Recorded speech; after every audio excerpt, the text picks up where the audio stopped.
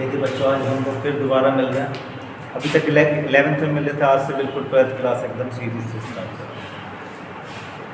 ये उन सब के लिए है भाई, कुछ बच्चे अभी आ रहे हैं, कुछ बच्चे नहीं आ रहे हैं। तो जो नहीं आ रहे हैं उनके लिए भी एक वो है कि घर पर अपना पढ़ सकते हैं, जो अभी नहीं आ पाए हैं। तो सबसे पहले हम स्टार्ट कर रहे हैं चैप्टर नंबर 3 से, मैट्रिक्स से। क्योंकि सबसे देखिए, अगर हम पहले से स्टार्ट कर लेंगे टफ मतलब या फिर एक हार्ड टॉपिक उठा लेंगे तो बच्चों को लगेगा कि टीचर कोई नहीं आता हमें। लेकिन हम लोग क्या करना है, एकदम स्टार्टिंग से शुरू करना है, लेकिन ऐसे टॉपिक से जिससे कि एक रिदम बन जाए। देखिए, एक स्टार्ट करने का एक मेथड होता है कि अगर किसी भी चीज़ को अगर आप स्लोली काम करते हैं, मतलब धीरे धीरे कोई काम करते हैं, लेकिन पहले क्या करते हैं, जो चीज़ आपको पता है उसी में थोड़ा सा और ऐड करते जाएंगे, तो आपको चीज़ें क्या होगी, बेहतर समझ में आने लगेंगी। और कोई चीज़ अगर बेहतर समझने का सबसे अच्छा तरीका है कि आप उसको घर पे जाकर प्रैक्टिस करिए। थोड़ा सा कुछ ज़्यादा से ज़्यादा प्रैक्टिस ना कर पाए तो केवल उतनी कर लीजिए जितने भी टीचर ने करा दिया, समझ रहे हैं। तो आज विलम्ब ना करते हुए अपना स्टार्ट करते हैं आज की क्लास, मैट्रिक्स से स्टार्ट करते हैं। ठीक है, चैप्टर नंबर 3 में बेटा आपका ये चैप्टर नंबर 3 मैट्रिक्स। चलिए, आप भी बोलते हैं हिंदी में।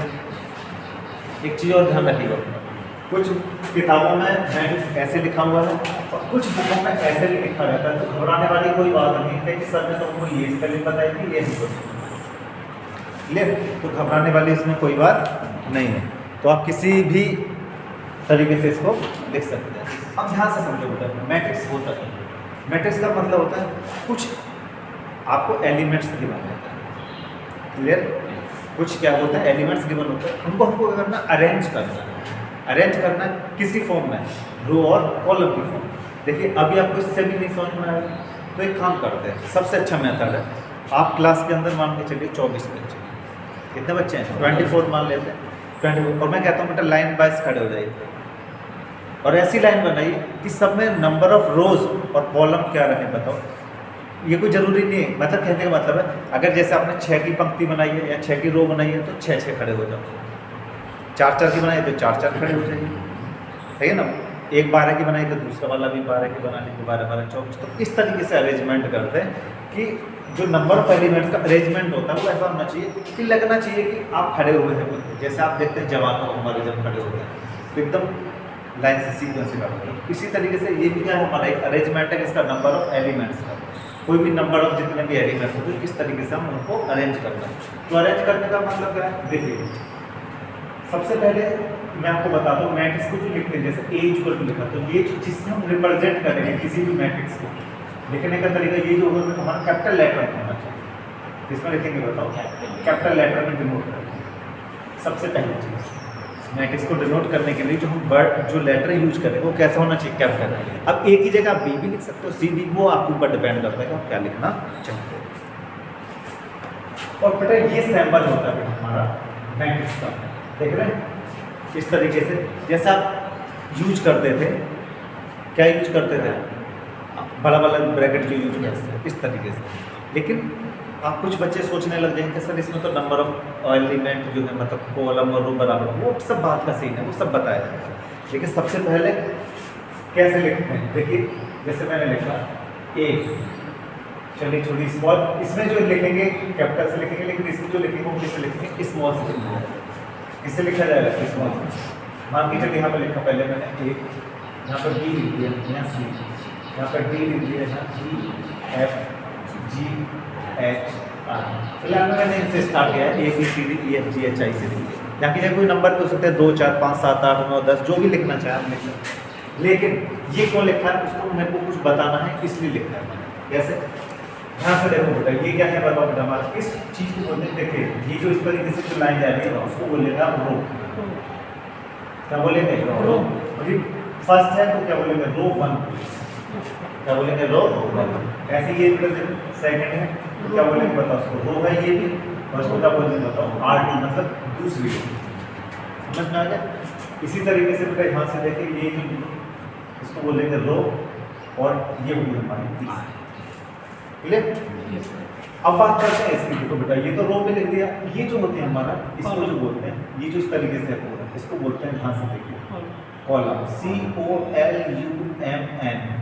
बच्चे क्या करते हैं, COLUMN लिखते हैं, एन छोड़ देते हैं। भाई प्रोनाउंसिएट में एन का यूज नहीं है, लेकिन एन होता है। छोटी छोटी चीजें लेकिन उसको ध्यान में रखें। तो कॉलम बोलते हैं बेटा इसको। और कॉलम में ये कौन सा कॉलम बताइए, फर्स्ट कॉलम तो इसको बोलते हैं सी, फर्स्ट लेटर से उसको लिख दिया था, फर्स्ट से इसको लिख दिया। इसी तरीके से ये क्या होगा तो बेटा मान लो ये भी हमारा कॉलम है।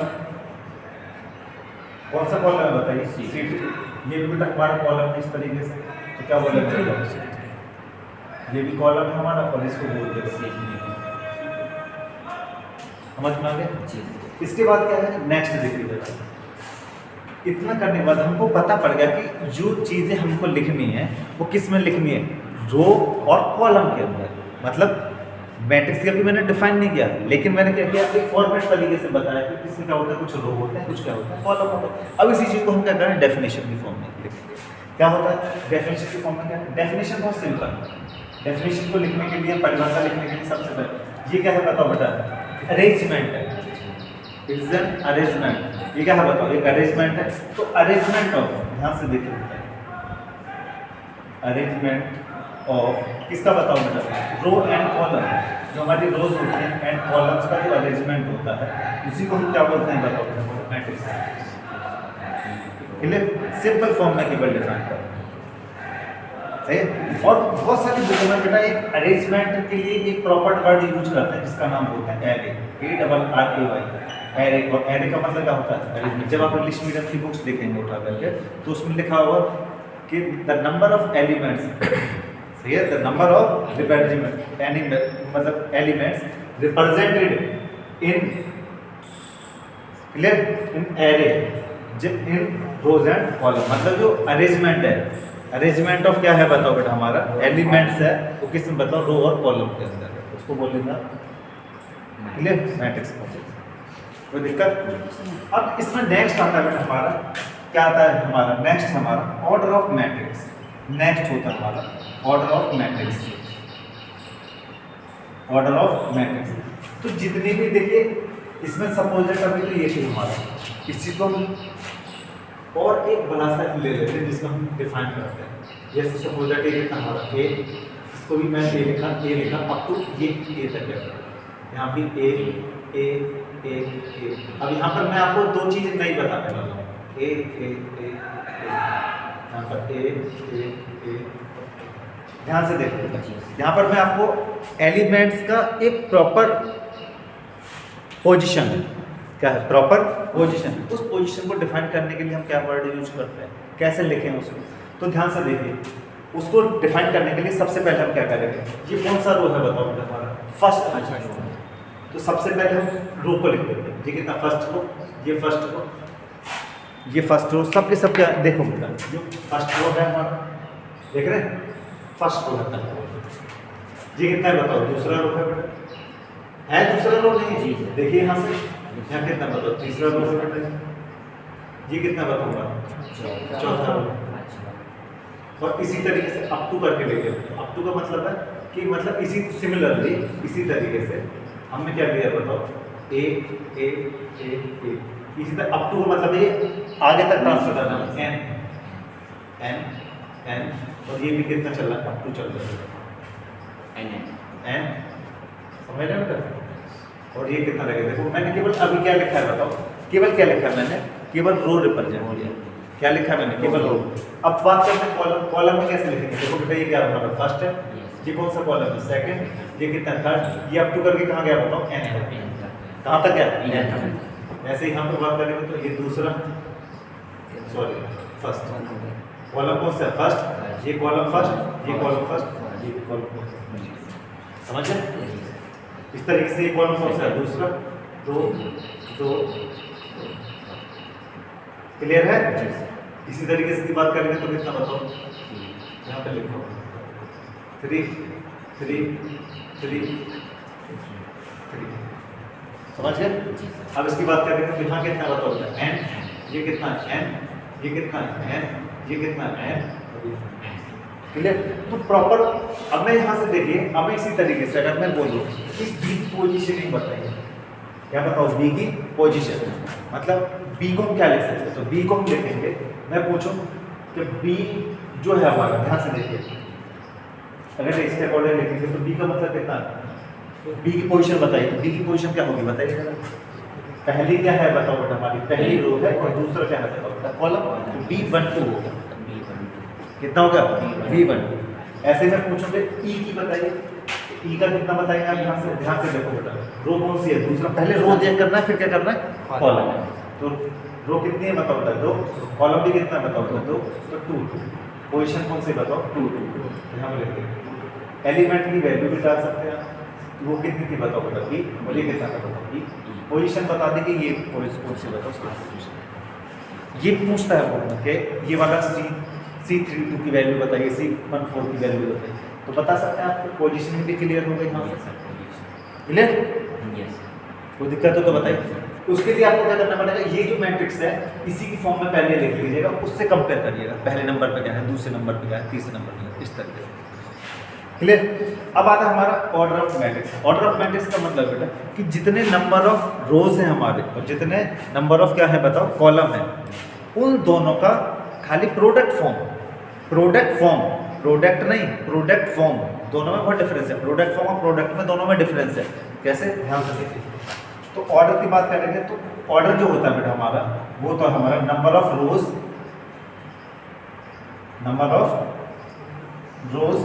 Into number of columns, number of columns, समझ गए बेटा।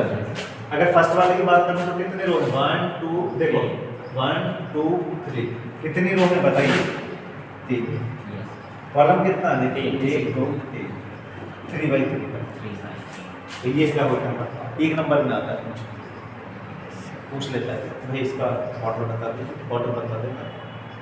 सबसे पहले क्या करेंगे, ये ध्यान रखेंगे, पहले रो होता है फिर कॉलम होता है, ऐसा मत करिएगा। इसलिए क्यों होता है, क्योंकि बेटा जब आप मल्टीप्लिकेशन सीखेंगे, बिना इसके आप ये नहीं बता पाएंगे कि किसकी मल्टीप्लिकेशन होगी और किसकी मल्टीप्लिकेशन नहीं होगी, वो यहीं से आपको निकलेगा, समझ में आ रहा है। तो ये छोटी छोटी चीज़ें आगे आपको, नेक्स्ट समझिए ऑर्डर के बाद में। ऑर्डर बताने के बाद अब कोई भी आपको सपोज दैट अगर मैं क्वेश्चन देना चाहूँ, क्वेश्चन नंबर 1 इसी के फॉर्म पे दे देना, ये इक्वल टू ये लिख दो 2 1 5 6 5 9 8 7, क्लियर। मैं इसमें क्या क्या जानना चाहता हूँ, ध्यान से देखिए। नंबर 1 क्या जानना चाहता हूँ बताइए, ऑर्डर जानना है, नंबर जानना चाहता हूँ बेटा हमारा 2 4 की वैल्यू जानना चाहता हूँ, एलिमेंट 1 2 1 की वैल्यू जानना चाहता हूँ, 1 1 4 की वैल्यू जानना चाहता हूँ। तो ये हमको क्या करना है, इसमें का फाइंड, समझ रहे हैं, ये क्या करना है हमको, फाइंड करना, समझ गए। yes, तो सबसे पहले हम क्या करेंगे, ऑर्डर की बात करेंगे, सबसे पहले किसकी बात करेंगे, ऑर्डर। जो ऑर्डर है बेटा, ऑर्डर की बात करेंगे तो सबसे पहले क्या करना है आपको, नंबर ऑफ रोज चेक करना है, ये कितना बताओ R1, ये कितना बताओ, कितने रो हुए मतलब 2 रो, तो रो लिखी सबसे पहले ऑर्डर के लिए क्या बताया था, तो नंबर ऑफ रोज और नंबर ऑफ कॉलम्स। तो रोज कितनी हमारे पास बताओ 2, कॉलम की बात करें 1 2 3 4, तो 2/4, ऑर्डर कितना होगा 2/4, निकल के आते हैं, कोई दिक्कत, क्योंकि जितना पढ़ा है उसके 20 पे मैं क्वेश्चन जरूर दूंगा आपको, बुक से अलग क्वेश्चन रहेगा, समझ में आ रहा है। इस तरीके से बात करते हैं। एलिमेंट देखो बेटा 2 4, मतलब रो में कौन सा लिखना है 2, और 2 में कॉलम कौन सा देखना है बताओ बेटा 4, तो रो देखो बेटा, रो में कौन सा है 2 और कौन सा बताओ बेटा 4, 1 2 3 4, कितना होगा बताओ 2 1, दूसरी रो में पहला एलिमेंट, तो दूसरी रो में पहला एलिमेंट कौन सा बताओ, 5, पहली रो में चौथा एलिमेंट, पहली रो में चौथा एलिमेंट, इतने में कोई डाउट, क्लियर है। डाल दीजिएगा तो फाइनल देखिए बेटा नेक्स्ट आता है हमारा type of matrix. Next singular problem है वो टाइप ऑफ मैट्रिक्स। मैट्रिक्स के कई सारे तरीके के होते हैं, तो पहचानेंगे कैसे, क्लियर। जो एक जैसे फॉर्म होगी वो मैं सबको एक जैसा लिखूंगा, मतलब कुछ अलग है। ध्यान से देखिए, सबसे पहले बात करते हैं टाइप्स ऑफ मैट्रिक्स की। मैट्रिक्स के प्रकार कितने हैं, तो टाइप्स ऑफ मैट्रिक्स। ठीक है। सबसे पहले बात करते हैं बेटा, ध्यान से देखिए, कॉलम मैट्रिक्स। क्या आपकी बात करते हैं? कॉलम मैट्रिक्स समझते जाइए। कॉलम मैट्रिक्स की बात करते हैं, नंबर 1 पे डालते हैं COLUMN, कॉलम मैट्रिक्स। एक्चुअली में कॉलम मैट्रिक्स होता क्या है? नाम से जैसे पता पड़ता है कि एक सिंगल कॉलम होगा, काम देख रहे हो ना, नाम से पकड़ना सीखिए बेटा। क्या है हमारा कॉलम? तो एक कॉलम ले लो बस बेटा, ये हो गया हमारा, जैसे 1 2 3 4। इसमें और चाहे और एलिमेंट आप ऐड कर सकते हैं, वो आपके ऊपर डिपेंड करता है। एज को ये हमारा क्या होगा? Column matrix. अब कॉलम मैट्रिक्स का मतलब क्या है, मीनिंग भी तो पता होना चाहिए। जिसमें क्या हो बेटा, कॉलम कितना हो? एक, और नंबर ऑफ रोज क्या हो बताओ? उससे ज़्यादा। बात समझने की कोशिश करिए, ध्यान से देखिए। दो कितनी? 1 2 3 4। एक ऐसा मैट्रिक्स जिसके अंदर क्या हो? नंबर ऑफ रोज क्या हो बताओ बेटा? बड़ा हो किससे? Number of column. मेरी बात फिर आप लोगों ने पूरी नहीं समझी। मैंने क्या बताया? मैंने एक, मेरी बात गौर से समझिए, मैंने बताया कि कॉलम कितना होगा? एक, लेकिन नंबर ऑफ रोज कितने हैं? उसी को हम बोलेंगे कॉलम। सही है? 1 कॉलम, समझे बेटा? शॉर्ट में लिख लीजिए, 1 कॉलम एंड मैनी रोज। ऐसे करके आप लिख सकते हैं। एक कॉलम है और क्या है बताओ? बहुत सारे रोज। अब इसका थोड़ा सा अपोजिट फॉर्म में चलते हैं। कॉलम के बाद क्या हो सकता है बताइए आपका? रो मैट्रिक्स भी हो सकता है। रो मैट्रिक्स जैसे नाम से भी पता पड़ रहा है, रो मतलब एक रो में एलिमेंट लिख दिया मैंने, 1 2 3 4, वही चेंज करके लिख दिया, इसको नाम दे दिया मैंने P। क्लियर है? तो यहाँ पे देखो बेटा, यहाँ पे 1 कॉलम था, यहाँ पे क्या हो जाएगा बताओ? मेनी रोज, पहले लेकिन समझ रहे ना? तो यहाँ पे उल्टा कर दीजिए, तो क्या होगा बताओ बेटा? हमारा 1 रो होगी बेटा एंड मैनी कॉलम्स, बस ये रो। एक होता है बेटा जिसको कहते हैं आप स्क्वायर मैट्रिक्स। क्या कहते हैं? Square matrix. नंबर 3 बना रखना, स्क्वायर मैट्रिक्स। स्क्वायर जैसे कि नाम से भी पता पड़ रहा है, स्क्वायर मतलब स्क्वायर में क्या होता है? लंबाई चौड़ाई समान होती है, आप जानते हैं। लेंथ एंड विड्थ क्या होती है? इक्वल है। इसमें क्या होगा भाई? लेंथ विड्थ का मतलब क्या है? इसमें लेंथ का मतलब क्या है समझो बेटा? ये लेंथ हो गई, ये क्या बताओ? विड्थ हो गई। इट मींस नंबर ऑफ रोज और नंबर ऑफ कॉलम जब बराबर होते हैं उसको क्या बोलते हैं आप? Square matrix. स्क्वायर मैट्रिक्स के लिए क्या होगा बताओ? कुछ हर चीज नाम से पकड़ा जाना है। जैसे मैं कहूँ समर तिवारी, तो समर तिवारी एक आइडेंटिटी है ना उसके पास में, अपनी एक पहचान है, तभी तो हम जानते हैं समर तिवारी। फिर हम कहें आर्यन, तो आर्यन की भी एक अपनी एक अलग पहचान है, तभी तो आप जानते हो आर्यन को। हमारे नहीं समझते बेटा, तो ये चीज़ है हमारा स्क्वायर मैट्रिक्स का मतलब। समझ गए नहीं समझे बेटा? स्क्वायर मैट्रिक्स में क्या होता है बताओ बेटा? इसमें क्या होता है? नंबर ऑफ जो रोज होते हैं वो इक्वलेंट होते हैं किसके बताओ? हमारा नंबर ऑफ कॉलम्स। कहना कि 2/2 का भी हो सकता है, 3/3 का भी हो सकता है। तो 2 3 4 5 6 7 8 9 10, देखो बेटा है ना? 1 2 3, तो कितने बताओ बेटा? 3 रो है और 3 ही कितना बताओ? स्क्वायर। यहाँ से पता लगा लीजिए, ऑर्डर भी हमने लिख लिया। समझ गया बेटा? एक होता है बेटा जिसको हम कहते हैं आइडेंटिटी मैट्रिक्स। क्या कहते हैं? Identity matrix. आइडेंटिटी जैसे नाम से पता पड़ा, आइडेंटिटी मतलब जिसमें, चलिए सबसे पहले और थोड़ा सा उसी से स्टार्ट करते हैं। आइडेंटिटी से पहले और एक होता है बेटा हमारा जीरो मैट्रिक्स। 4 नंबर पर आता है, बोलते हैं zero matrix. ZERO, zero matrix. Zero matrix का मतलब समझ है ना? जीरो मतलब क्या है बताओ? जिसमें सारे एलिमेंट कितने हो बताओ? जीरो। तो इट मींस, लेकिन जीरो मैट्रिक्स के लिए भी एक कंडीशन है बेटा कि नंबर ऑफ रोज जो होंगे, नंबर ऑफ रोज एंड जो कॉलम होंगे वो क्या होंगे बताओ बेटा? बराबर होंगे। क्या होंगे? इक्वल होंगे। 1/1 का भी हो सकता है, 2/2 का हो सकता है, 3/3 का हो सकता है, 4/4 का हो सकता है। तो कैसे लिख सकते हैं? देखिए सपोज दैट मैंने जीरो लिया, तो जीरो का मतलब समझ रहे हैं ना? पहली रो पहला कॉलम है ना स्क्वायर मैट्रिक्स। Yes sir. आगे चलिए, 2/2 का हो गया बेटा हमारा, 3/3 का हो सकता है बेटा हमारा। समझ रहे बेटा? नहीं समझ रहे सर 2/2 का होगा बेटा ये हमारा, ये 3/3 का होगा। ऐसे बेटा 4/4 का भी हो सकता है, 4/4 इसको बोलते हैं हम जीरो मैट्रिक्स। एक होता है बेटा हमारा आइडेंटिटी। अब इसी की फॉर्म चल रही है, समझ लीजिए कौन सा, स्क्वायर मैट्रिक्स के सारे पार्ट के बारे में।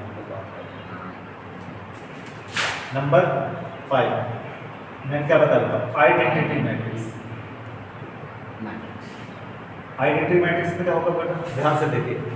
आइडेंटिटी मैट्रिक्स एक होता है, ध्यान से देखिए, 3 चीजें हैं, तीनों में बच्चों को बहुत कंफ्यूजन रहती है। Number 1 identity matrix, number 2 scalar matrix, number 3 diagonal matrix. तीनों में कंफ्यूजन होने लगती है।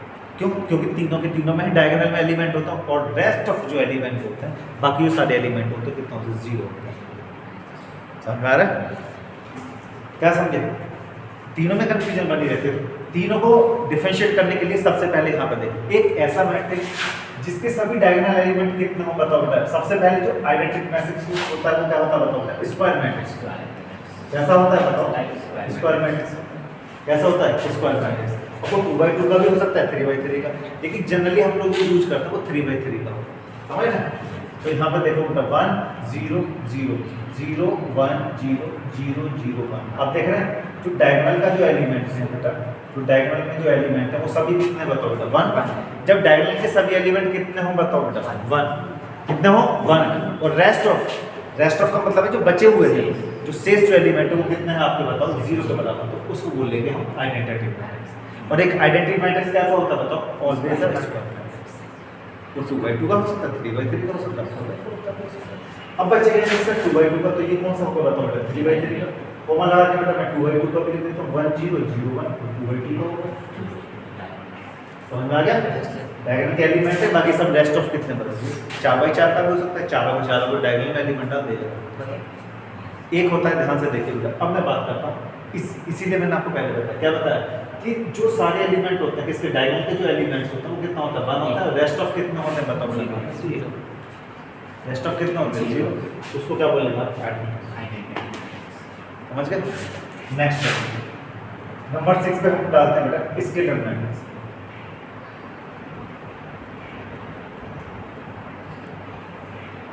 क्लियर? स्केलर का नाम भी पता पड़ रहा होगा। देखो बेटा इसका मतलब कि जहाँ पे जो एलिमेंट होंगे 1 के अलावा, जैसे रूट में भी वैल्यू हो सकती है, तो बच्चों की कंफ्यूजन रहती है। जैसे मान के चलो मैंने यहाँ पे लिखा √3 0 0 0 √3 0 0 0 √3, तो 3/3 का है। और क्या बताया था बेटा, तो ये भी क्या होता है बताओ, हमारा स्क्वायर मैट्रिक्स। समझ में आ गया बेटा? एक स्क्वायर मैट्रिक्स जिसके सारे एलिमेंट किसके, डायगोनल के जो सभी एलिमेंट हैं वो किसके इक्विवेलेंट हो बताओ बेटा, हमारा रूट में कोई वैल्यू √3 भी हो सकता है, √2 भी हो सकता है, 4 का निकालोगे तब तो हो जाएगा, 2 भी हो सकता है। ठीक है, 2 का 2 कॉमन लेने के बाद बेटा 1 1 वाली पोजीशन आ जाएगी, 3 वाले में फिर 1 1 वाली पोजीशन आ जाएगी। यहाँ से अगर √3 कॉमन लेंगे तब भी 1 1 वाली आ सकती है। √0 में से तब कुछ वो कॉमन लेने वाली सब चीज़ें बाद में है, क्योंकि जो जहाँ पे यूज होगा पहले हम उसको कंफ्यूज करने के बाद बात करेंगे, धीरे धीरे सब चीज़ कोई दिक्कत यहाँ तक ये बताइए। समझ में आ गया बेटा? एक क्या होता है बेटा, मैंने क्या बताया आपको, डायगोनल मैट्रिक्स। जब डायगोनल के जो एलिमेंट्स होते हैं क्या होते हैं, डिफरेंट होते हैं। क्या होते हैं, डिफरेंट। यहाँ पर देखो बेटा 1 1 का ये सेम वाली कंडीशन थी, ये क्या थी, सेम वाली कंडीशन थी। अब जिसमें डायगोनल का एलिमेंट क्या होगा बताओ, डिफर हो, उसको क्या बोलते हैं, डायगोनल एलिमेंट। और बाकी सब रेस्ट ऑफ एलिमेंट कितने होंगे, 0 होंगे, उसको हम क्या बोलते हैं, डायगोनल मैट्रिक्स। क्या बोलते हैं, डायगोनल मैट्रिक्स। Diagonal matrix.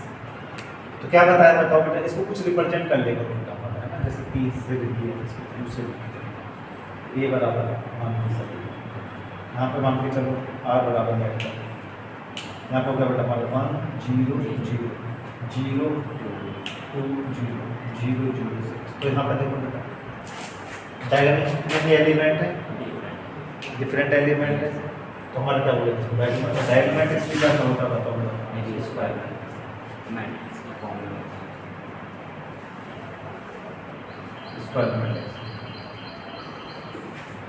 कोई दिक्कत हो समझ में? अब इसके अलावा कौन कौन से बचते हैं बेटा, उनकी भी और बात कर लेते हैं। इसके अलावा अभी एक बार दोबारा बता देते हैं।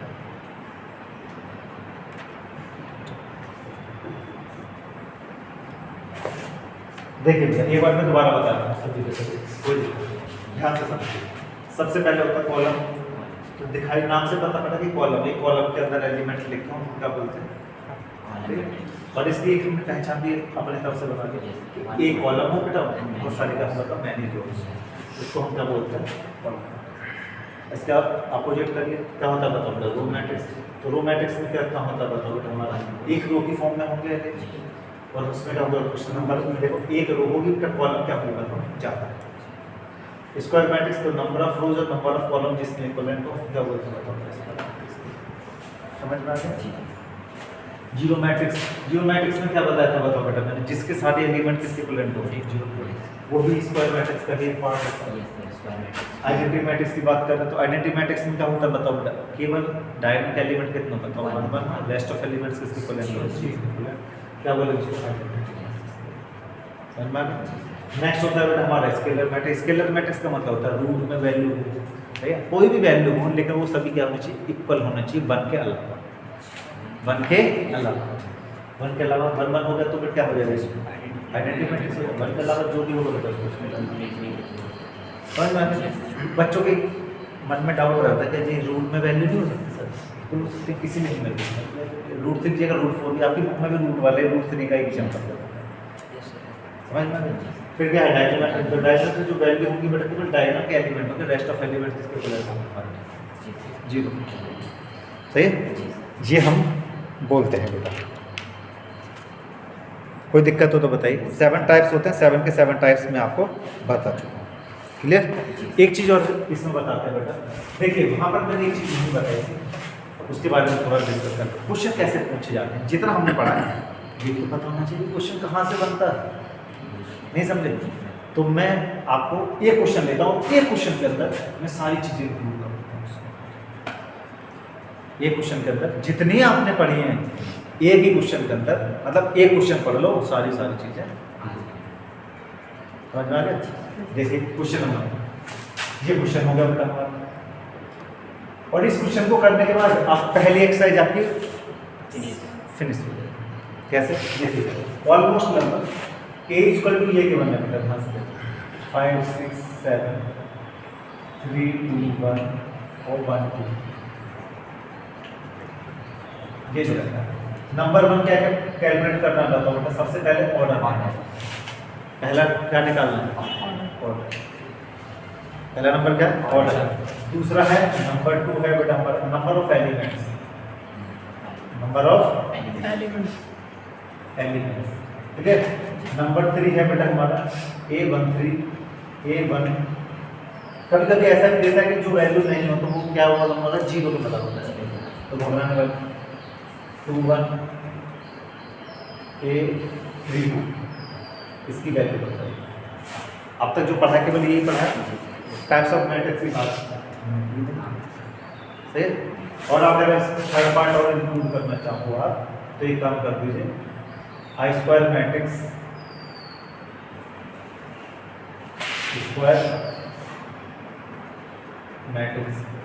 ऑफ स्केलर, या फिर लिख सकते हैं एक स्केलर आई ऑफ 2/2 ऐसे कर सकते हैं, आई स्केलर मैट्रिक्स ऑफ 3/2। देखिए स्केलर मैट्रिक्स देखो 3 बस आ गया।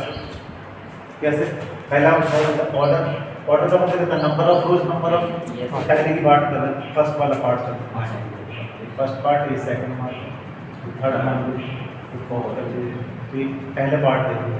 पहले क्या है बोलो, पहले क्या ऑर्डर, ऑर्डर में बात कैसे करते हैं, नंबर ऑफ रोज कितने 1 2 3 3 2 है बेटा, कॉलम कितनी 1 2 3 3 भाई। नंबर 2 क्या है बताओ, number of elements, number of elements, दोनों का प्रोडक्ट कर दीजिए, दोनों का product of row and column, सही है बेटा। क्या बोलेंगे बताओ बेटा, product of row and column, हाँ R and C, row and column. तो 3 into 3 वैल्यू निकालिए कितना बताओ, 9 कितना होगा 9 एलिमेंट्स। नंबर 3 की बात करेंगे तो कितना होगा बताओ बेटा, नंबर 3 पे क्या करना है, A13 की वैल्यू बताओ बेटा, आगे कितना बताओ, 8u1 की वैल्यू बताइए और 8u2 की वैल्यू बताइए। एक आईजेटी की फॉर्म में और होता है, उसको हम लोग कल डिस्कस करेंगे। क्लियर? वहाँ से आपको कितने बाई कितने की भी मैट्रिक्स बना सकते, तो वहाँ से बोलेगा कि भाई इतने इतने का ए आई जे की वैल्यू दे देगा और कह देगा कि आई जो है वो रो को रिप्रेजेंट करता है, जो जे है वो क्या करता है के को मतलब कॉलम को रिप्रेजेंट करता है। वहीं से वैल्यू A1 पहली रो का तीसरा एलिमेंट, पहली रो का तीसरा एलिमेंट 7, दूसरी रो का फर्स्ट एलिमेंट 3, तीसरी रो का दूसरा एलिमेंट 2। सीख गए? कोई दिक्कत? अब इसके लिए आपके पास क्या था, देखो बेटा नेक्स्ट क्या था हमारे पास, एक स्केलर मैट्रिक्स ऑफ 3/3, वो मैं डालूंगा स्केलर मैट्रिक्स ध्यान से। कोई दिक्कत? आज का काम। Thank you sir.